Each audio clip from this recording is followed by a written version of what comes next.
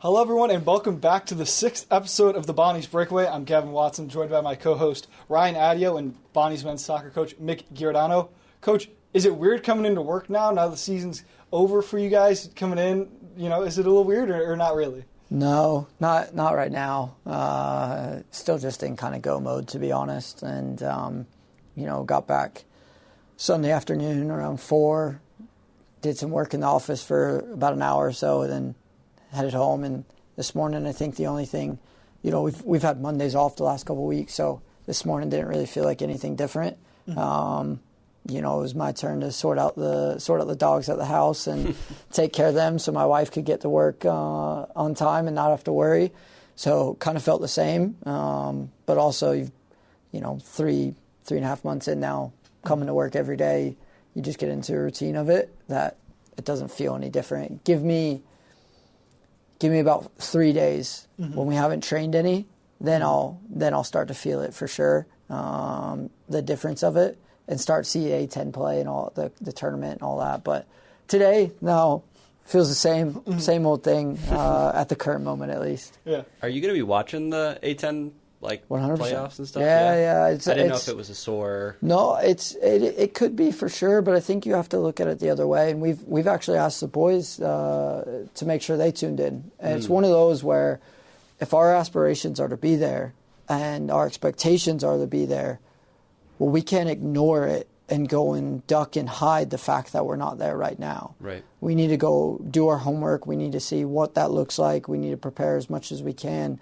for the future of, okay, this is what these teams did to get into it. This is how these teams are handling it when they are there. And we need to take as many lessons as we can at this current moment. So, we've told the boys and the staff, it's one of those where don't run and hide from the fact that we're not there. Face up to it, own it that we aren't, figure out the reasons why, and then also figure out how we do get there. And part of that is seeing the A10 tournament and watching it and watching those teams compete. Mm-hmm. The tournament, it starts this coming Friday. Mm-hmm. Are there any games that you have penciled that you're gonna make sure you're gonna watch those games, or just kind of get a feel for all of them? Certainly a feel for all of them. I'll say Davidson and George Mason will be an interesting one again. Mm-hmm. Davidson went to George Mason and drew this year in the first conference game. This one is now at Davidson. Haven't played both of them.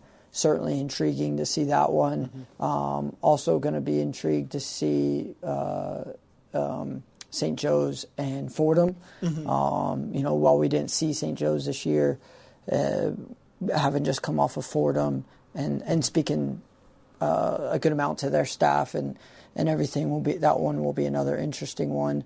Dayton and VCU will be. They're all going to be interesting to say the least. LaSalle and St. Louis, they'll all be interesting. But I think the main one will certainly be Davidson, George Mason, just because we drew Davidson. Mm-hmm. As we all can certainly remember, we had the wild 6-5 game here, where we didn't want to do our best defending on set pieces, and George Mason was wonderful at capitalizing on that. So seeing that game there in the 4-5 matchup, because again that shows how close we are, and also how much of a gap we still have to close at the same time. Mm-hmm. And this is kind of off topic, of course, but is there a team that you're really eyeing, to really take first spot? It's a tough one. It's never good talking about your rivals. No, I know, but no. I think it's only tough because, as you guys know, there's the unbalance in the schedule where we don't get to see everyone in person. And this year, St. Louis, we only saw them on film. St. Joe's only saw them on film. Like several of those teams, we only saw on film.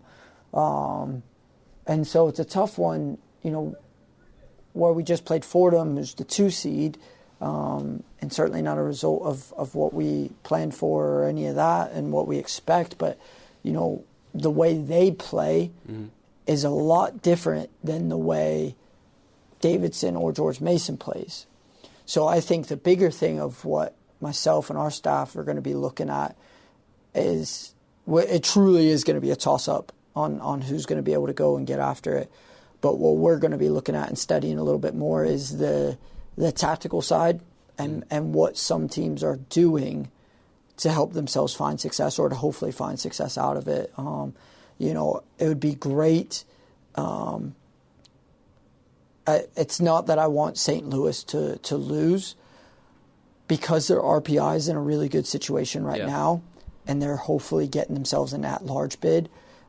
It would be great for someone on the outside of our bubble right now to be able to go win the tournament, to allow the A10 to get more teams in. Right. I know we had a down year as a conference, where we won't be looking at the 4 or 5 of what it was last year. And I know all coaches will all be working hard to try and fix that going into 2026. But the only reason I would say it would be nice for someone else outside of St. Louis is just so the conference has more of a footprint into the NCAA tournament. St. Louis is a wonderful group, and they've done a great job with winning the regular season, and they've got a wonderful staff. So by all means, if they go earn it and deserve it, wonderful for them. I guess I'm just looking at it from the other side of how we can have as much exposure as a conference. Yeah. Mm-hmm. You touched on that. There were a couple teams that you didn't get the chance to play this season. There's been some developments in NCAA soccer in that the Next Gen College Soccer Committee has kind of come out with their recommendation to kind of do more of an extended season, maybe from August to April, championship coming in May, and an idea of a relegation promotion system.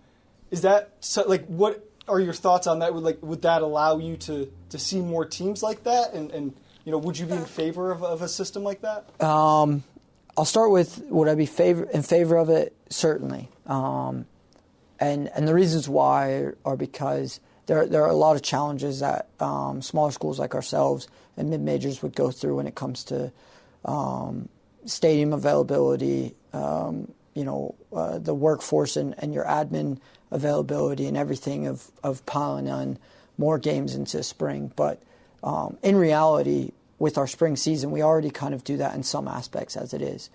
So it's one of those where this 2-semester model, it allows us more time to coach, and it gives our guys more time to develop within it. And if someone were to take a knock or an injury, instead of missing 5 games in a 3-week spell, they maybe miss only 2 or 3 at most, where that changes the landscape of things and changes that picture of it. And I think it certainly could be really beneficial for college soccer to help continuing to develop guys for the next level and continuing to develop them as a coaching staff, and developing yourself as a coaching staff to have to actually prepare for games. If you look at our schedule this past year, outside of what was supposed to be an early midweek game with Robert Morris, all of our October was week to week, which really allowed us to coach and dive in and get into a routine with the guys as we were going into A10 play, and a important A10 play.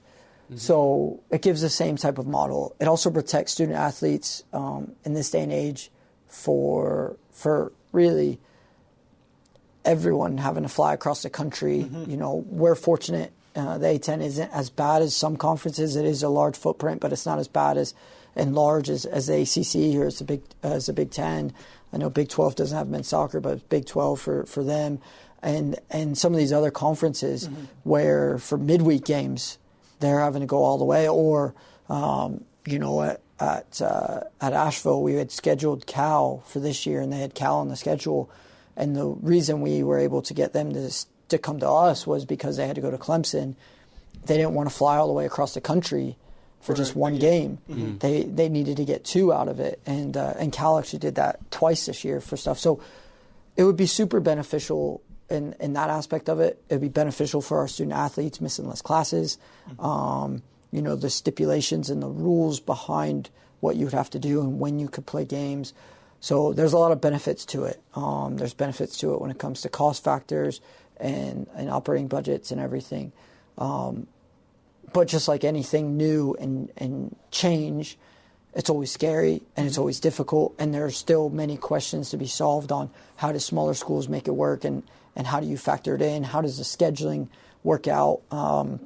We would certainly be in a different bracket than what we've been accustomed to in the A10 challenge, And then there's that component too of, well, what does A10 men's soccer, what happens there? Do you still have an internal tournament, even though maybe you're not playing some of those teams, and how would that work? Would the A10 want that? Would the ACC want that? Would the Sun Belt and these other big conferences, would they want that to happen? And so we'll see here in the next few weeks where this goes. It's been accumulation, as you all know, for a long time of them trying to get a 2-semester model. This model of what the Next Gen committee has come out with is most progressive and organized and thoughtful one that has as many things dialed in and as one we've ever seen. So it certainly gives us the best opportunity. But I think anything that will give our student athletes more time to recover, more time to prepare, and less class time missed is a beneficial aspect. Mm-hmm. It's finding that balance and figuring out how. You see it in swim and dive. They have 2 semesters, a little bit different, but they have 2 semesters. You see it in certainly the winter sports, in basketballs and everything, 2 semesters. There's ways that it can be done. It's just how can it be done in an entire ecosystem of Division I that is beneficial for everyone, and no one loses out on their program having to be cut, jobs having to be lost, or student athletes losing opportunities because a school decides they can't do that. That's the biggest challenge and hurdle I think that will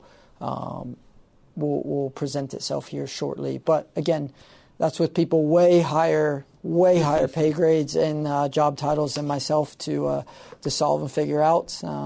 Thankfully so. I'm just here and told, hey, here's your games, go figure it out. And I go, great. That's simple enough. It's definitely interesting to think about, though, for sure. Yes, it is. And then, of course, I'll be the one to say it, but not the game you were looking for. Oh, yeah. Obviously, 5-0 loss to Fordham. Yeah. How tough of a loss is that to end your season on? It was certainly just tough in general. Right. 3-9-3 is nowhere near the expectations or the standards of what we're really trying to press on, as you guys know, and as we've talked internally on and offline about it. I was talking to the ESPN commentator after the game, and he's a longtime Division I coach that's retired now, and he had told me in the broadcast, one of his comments with 3-4 minutes left, we hit Brendan Sheehan cut inside, hit crossbar, ball came down, they countered, transitioned, they scored on it. And his comment to me was that was basically the game.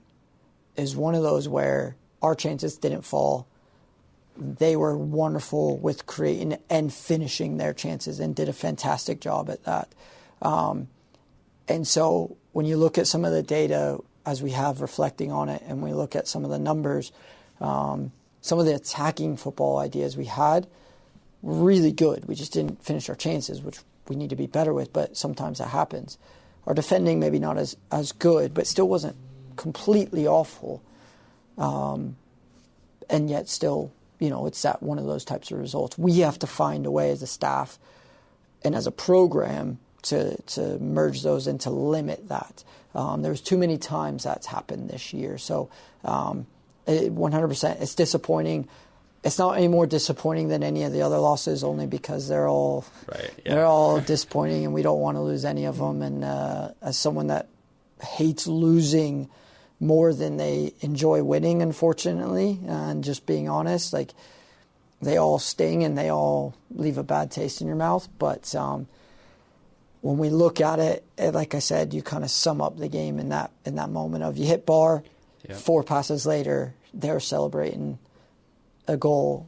It's like, okay, guys, well, that it ends up. That's what it is on the day, right?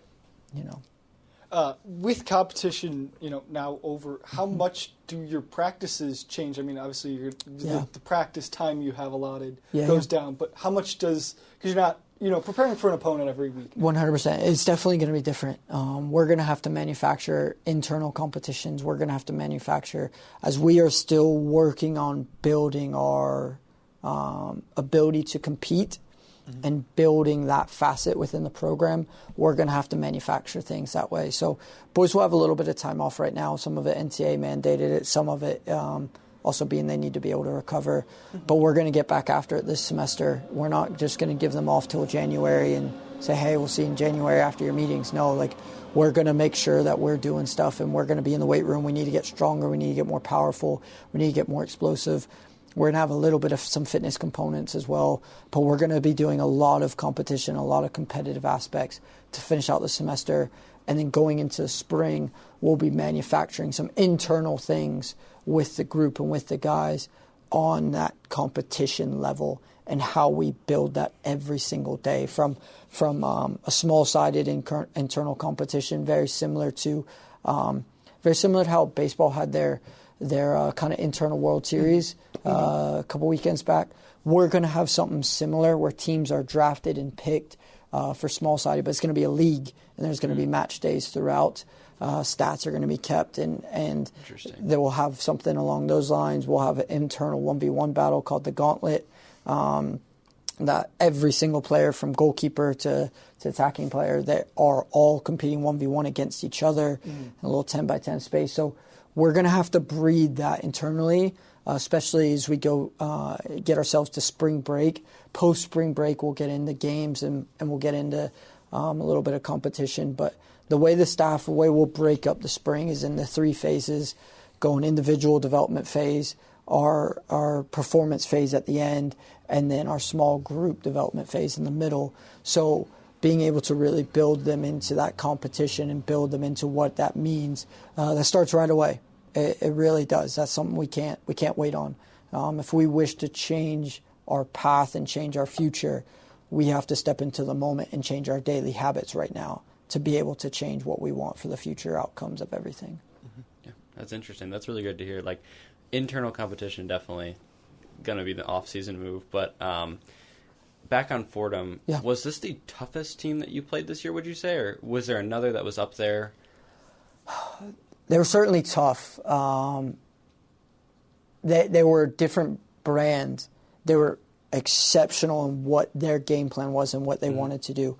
Unbelievably well coached in how they needed to play and what they have to do every single game to go find success. Wonderful, talented guys in there. One of the best midfielders in the league, and several good center backs. A center back that I had coached in the past in the USL2 a long time ago.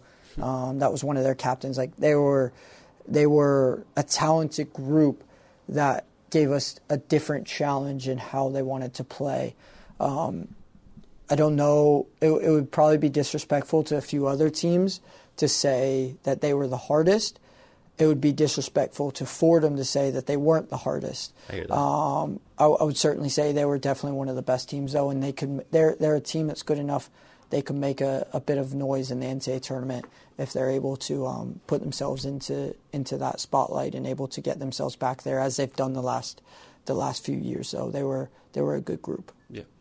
2 of their goals coming after the 80th minute mark. Yeah. I mean, what was kind of just going through your head as you kind of just looked this large defeat in the face? Yeah, at that point, we did make a few changes in regards to personnel on the field, and we did get some guys in. It was also one of those where our guys were pushing really heavy just to try and get back into it, and they hit us on 2 counters and were able to punch 2 in late on, and I think that was a little bit of the nature of it. Is they again, full credit to them, they kept their foot on the gas and kept going because they did see what could happen with us with George Mason, and their staff had said that to me after the game, saying, look, we had to keep guys in. We couldn't rotate guys out or anything. We've seen what you all can do and how you never stop, how you never quit. And that was just a factor of it. Our guys didn't stop. Like I said, we rotated a few guys and gave some guys some opportunities that had earned it. But we were trying, and they were trying to just go and go and go and find one. And because of that, we opened ourselves up a little bit, and unfortunately that happened. But it was one of those at that point in time. For me personally, when defending is such a heavy component, when you're down 3-0, to lose 3-0 versus 5-0, it's for at that point in time, you look at it and go, well, that's unfortunate and that's not ideal, but is what it is. We've got other issues or bigger issues we need to be able to address in film and future and everything as we go through it. So it was more just one of those things of, hey, just keep going, guys, keep pressing on. Here's your opportunity. Go try. And, you know, again, full credit to Fordham. They made the most of it, and they kept going strong as they know they needed to and as they wanted to. So really well done by them to be able to manage that. Yeah.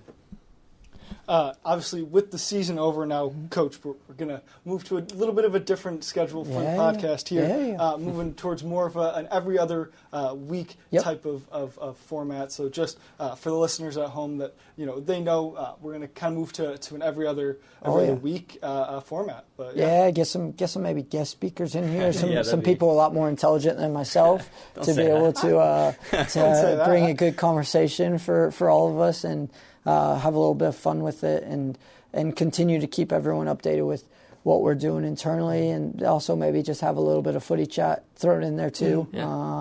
Sometimes never a terrible thing. You know, behind it is as we've, you know, we'll be able to cover some of those internal competitions, right? That'd be cool. And have.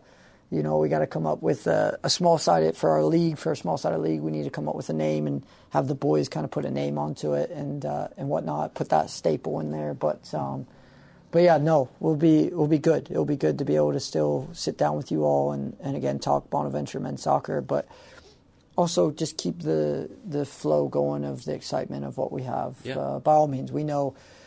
All of us in here know 3-9-3 is certainly not what we are planning on, and sometimes those years happen. But it's about how we don't just focus on that. It's about how we focus on how do we get that into that situation, how do we fix it, and then what we have to do in the future to be better. So, you know, any time to be able to sit down with both of you is always great time too for myself. Likewise. Likewise. Oh yeah, absolutely. As always, for Coach Giordano, I'm Gavin Watson for Ryan Addeo. This has been the Bonnies Breakaway on the Bonnies Online Network, and we will see you in a couple of weeks here now. Yeah, appreciate it. Thanks, guys. Thank you.